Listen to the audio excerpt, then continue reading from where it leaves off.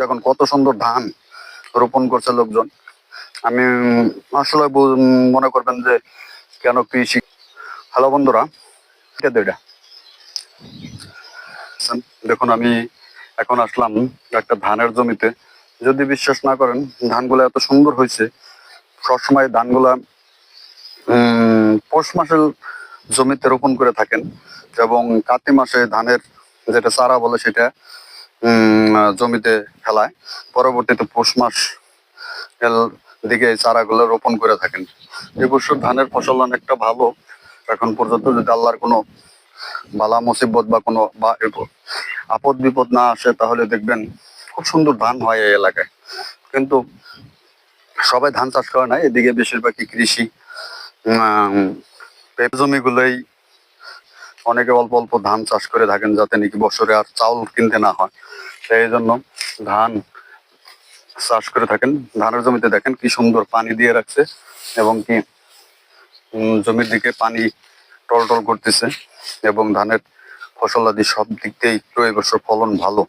আমার দুই পাশেই শুধু ধান আর ধান, পিছিয়ে আবার শাকসবজি আছে, থাকলেও অনেক সুন্দর।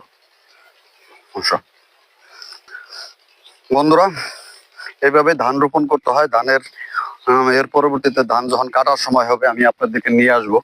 ধানের জমিতে বিশেষ করে পর্যাপ্ত পরিমাণ পানি লাগে এবং পাশেই দেখেন এক ধরনের পেঁপে ক্ষেত।